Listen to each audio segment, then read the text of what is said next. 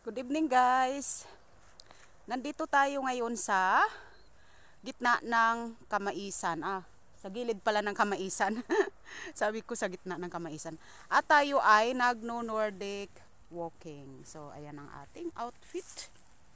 Our outfit today. Ayan ang sapatos na suot ko ay sapatos yan ng anak ko na ngayon ay malaki na. So hindi na niya ginagamit yung kanyang sapatos. So ang ginagawa ko guys, ginagamit ko siya para sa pang-walking. Kasi pag nag-walking naman tayo, hindi naman natin kailangan ng puting sapatos at or bago. Kasi nga siyempre, masisira din sa mga bato-bato. So yun guys, welcome to my channel again. At nandito tayo ngayon sa ating walking moment. So, ito yung area na ating dadaanan guys. At ayan ang mga kabundukan. At hindi tayo papasok doon dahil ako'y nag-iisa at paggabi na. Ang oras natin ngayon ay mag-6 na ng gabi. So, maaraw pa siya at hindi pa siya ganun kadilim kasi nga daylight evening pa tayo because of autumn season. So, malapit-lapit na rin alas 5 ng hapon dito sa amin is madilim na kapag nag-umpisa na tayo ng October. So, ay bukas pala, October 1 na. So, mga middle of October, ayan. Pag alas 5 na ng hapon, ay madilim na kasi nagpapalit na ang oras. So, dito kasi guys, kapag summertime, umuurong ang oras nila ng isang oras. So, ayun. Halimbawa ngayon, ang difference ngayon ng Pilipinas at Europe is 6 hours. 6 hours. Hindi pala 7 hours pala ang difference. Ngayon, kapag winter time naman, ang difference is 6 hours. So yun guys, nandito tayo ngayon at katulad nga ng sinasabi ko, nandito tayo sa gilid ng mga kamaisan. At itong mais na ito guys, ano na ito, para preparation na ito para sa kanilang seeds kasi kaya pinatuyo nila ng husto para gawing binhi. So yun, medyo hiningal ako dahil mga 25 minutes na akong naglalakad bago tayo vlog. So welcome to my vlog again guys. So at ngayon maganda ang panahon but our actual temperature is nasa 17 degrees Celsius na kasi nga pag ganitong wala ng araw na sumisikat, ang panahon ay lumalamig siya. So ganito talaga kapag buwan sa Europe is palamig na ng palamig hanggang November to December, January, February hanggang March minsan ay nagma-minus degree sa gabi at lalo na sa kabundukan ay nagma-minus degree sila madalas. So yan ang ating lalakarin. So dyan tayo papunta at doon tayo galing. So ayan. So yun guys, ang topic natin ngayon is tungkol sa sa ating mga old tradition na kinasanayan ng mga Pilipino noong unang panahon. So, ako kasi guys ganito, no? Lumaki kasi kami na isang kahig isang tuka. So ngayon, diretso na tayo doon sa ating topic. Ngayon, ang gusto kong mangyari, ang gusto kong ihatid sa inyo, sa ating lahat at sa mga interesado. So, sa mga hindi naman interesado is magiging interesado na kayo guys para naman maiba naman ang ating future para sa ating mga kabataan. Kasi ako, ang anak ko is para sa akin kasi para sa mga anak ko, hindi ko sila guys inaasahan na alam nyo guys, ang mga anak ko hindi ko sila inaasahan na pagdating ng araw is tutulungan nila ako. Hindi ako ganun guys, yan iba yung pananaw ko kasi siyempre ako lumaki ako sa isang kahig isang tuka. So siyempre tinulungan ko yung mga kapatid ko para makapag-aral sila sa elementary at high school, at tinulungan ko din yung mga magulang ko, at saka yung mga ibang kamag-anak ko tinulungan ko din.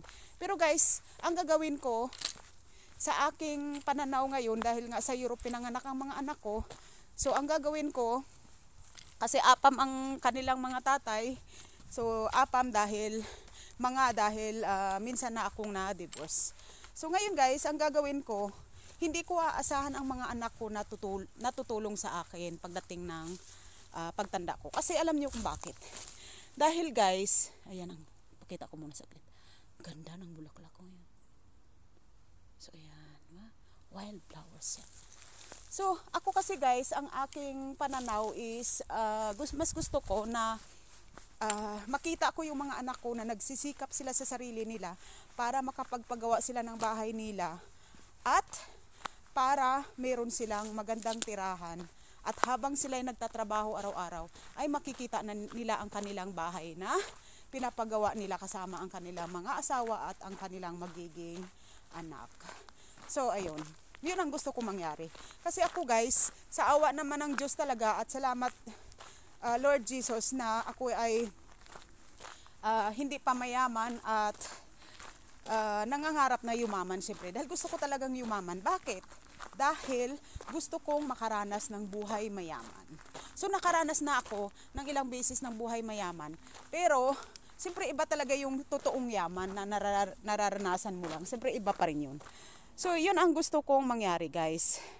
So basta ako diretso, gusto kong yumaman. Kung papalarin ako at kung para talaga yan ang yaman para sa akin, ibibigay yan ni Lord sa akin, no?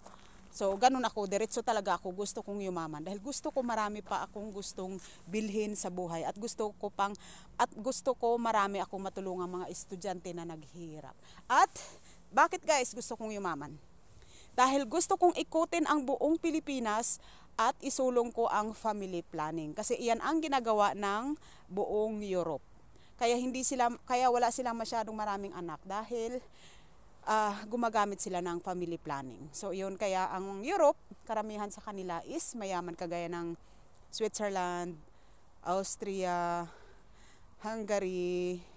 So hindi naman ganun kayaman, pero standard ang buhay nila. Kumbaga, wala silang, kung meron mang mahirap sa kanila, hindi ganun kadami. So kumbaga kaya namang alalayan ng gobyerno. So ganun. Sa atin kasi, ang iba kasi sa atin, ang mga kabataan is madalas sa lansangan, at madalas nagtitinda sila ng extra na mga gulay at kung ano-ano pa para lang meron silang pambili ng bigas. So which is na napakaganda naman yun guys, dahil para sa mga bata din yun, at matututo silang magnegosyo at magbanat ng buto kung ano man ang ginagawa nila ngayon sa buhay nila. Yun ay napakagandang experience para sa kanilang maunlad na buhay. So ganun kasi yun eh. Basta pag ang bata ka pa lang, sanay ka na sa trabaho at sanay ka na sa mabigat na trabaho, ikaw ay uunlad at yayaman talaga ang buhay mo dahil sa iyong napaka sipag at napakatiyaga sa mabigat na trabaho. So yun guys, ang gusto kong, so yun lang, basta nilinaw ko lang kasi baka sabihin nyo naman talaga na mukha akong pera. Siyempre hindi ako mukhang pera kasi marami nga akong tinulungan, pero marami akong pangarap sa sarili ko na meron akong gustong maraming tulungan, at marami akong mga plano na gusto kong magawa. Na kumbaga sana kung papalarin ako ay matupad talaga ang pagkalat ng buong family planning sa Pilipinas. At sa halimbawa sa India, sa Cambodia, sa kung saan man yung maraming mga anak na halos na wala na silang limit. Kasi dapat guys, sa isang pamilya dapat isa lang or dalawa ang anak para kayang paaralin at mabigyan ito ng healthcare. So siyempre lahat naman tayo, wala namang taong hindi nagkakasakit, bata man yan o matanda, lahat tayo minsan nagkakasakit. So bonus na lang yun, napakaswerte na lang yun kung hindi tayo magkasakit ng sobrang malala. So yan ang gusto kong iparating sa sa inyo guys, sa ating mga supporters at sa aking mga viewers na matyagang nagbibisita sa aking mga videos na minsan hindi naman ako nag-i-edit dahil nga tayo ay busy pa at try natin next na uh, tiyaga sa pag-i-edit. So yun guys, napapansin ninyo na paggabi na. So ayan, at ang napakagandang cornfield, the cornfield. This area is about over 300 kilometers to Vienna City, the capital city of Austria in Europe. So ang cute ng bahay guys, oh ayan. So yan ay summer house lang. So, pero maganda kasi kumpleto, merong kahoy na panggatong kapag halimbawa may gusto silang lutuin. So ayan. At meron din silang kahoy. May prutas din sila banda doon. Oh, ayan. So ayan. Ang sa gilid na yan is ano yan? Prutas na ano yan? Mga dito, ubas, grapes. So yung umaano na yan sa dingding. So tumutubo. So ayan guys, as you can see, ang ganda ng fine tree. Christmas tree. As you can see. Ang cute-cute ng bahay na yun. Gusto ko siya talaga. Kahit naman dinadaanan namin yan dati. So, lagi ko naman sinasabi yung cute-cute ng bahay na yan. So, love na love ko talaga siya. At gusto ko siyang bilhin. Gusto ko siyang bilhin. Kasi napaka-cute niya at pwedeng sa summertime, pwedeng mag-enjoy kasama natin ang ating family or ating mga kaibigan at kakilala. So, ayun guys, malamig ang weather, palamig na ng palamig, 17 degrees Celsius hanggang mag 16 degrees Celsius na yan. At mamayang gabi is, aabot na yan siya ng 8 degrees Celsius or below pa. Tapos kanina naman na tanghali, nung umaaraw, sa araw, ang weather naman is umaabot siya ng 24 degrees Celsius. Sa tanghaling tapat lang yun. Kasi nga siyempre, maano ang araw sobrang sumisikat. So maano siya, init. So nakakapagtaka no, pero mo tingnan niyo guys ang aking outfit. Andoon papakita natin sa inyo. Papakita ko sa inyo. So ayan balot na balot ang katawan. Kasi nga malamig. So kaya pinapakita ko sa inyo yung aking outfit, ang aking suot dahil malamig. So kaya ganito ang aming suot sa Europe. So magpapakita muna tayo. At ako'y papakita muna ang inyong model guys. So model lang muna ako. So maganda harap natin. So kaya lang medyo nawawala yung so dark kasi. So ayan, blue na blue tayo ngayon. So yun guys. So medyo ano ang araw. So parang hindi siya maliwanag ano natin. Ayan. So yan ang ating suot ngayon guys. So kasi nga malamig. So itong ano na itong trouser na ito, itong pants na ito is para talaga ito sa lamig. So warm pants ang tawag ko dito. Tapos ito naman, so ayan. So meron nga tayong gloves kasi ang lamig ng hinahawakan kong pang ano. Tapos ito may ayan, meron pa akong doble niyan, tapos ito pa. So ayan. So tatlo yung suot ko. Ito kasi panlamig, tapos ito sweater, at ito naman yung sando. So at saka yun. So yan suot natin. So hindi man ako nagbihis ng napakaano dahil maglalakad nga lang naman tayo. So hindi man kailangan ng bagong na suot. So yun guys, I'm just showing you. Sayaw-sayaw lang tayo ng kunti. Para lang meron mga vibes. Para mag-vibes lang.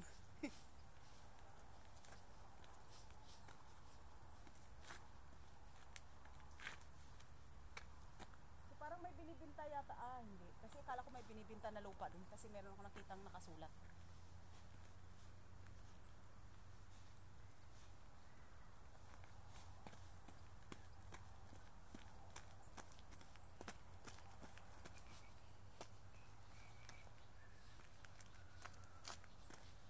Sarap dito. Tahimik, tahimik, tahimik. La la la la la la la la la la la.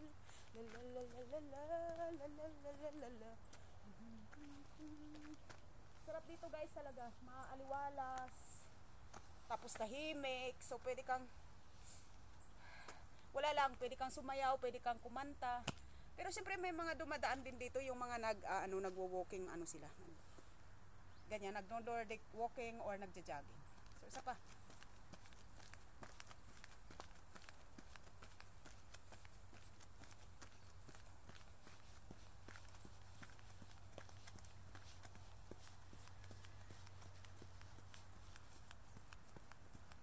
Tumatalon yung dibdib ko eh.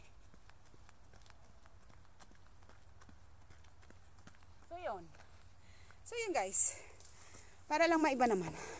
Para meron lang naman tayong extra meron tayong extra na palabas sa ating vlog. So, ayan ang kabundukan guys. Ang mga kakahuyan, ayan. At doon banda ay mga kakahuyan. Kabundukan pala. So, dito ang mga kakahuyan sa kabila. So, ayan. So, kagaya ng sinabi ko, hindi tayo magsusuong dyan, hindi tayo papasok dyan. Kasi, nag-iisa lang tayo at siyempre, hindi naman natin maiwasan na may mga tao naman talagang dumarating na mga lasing.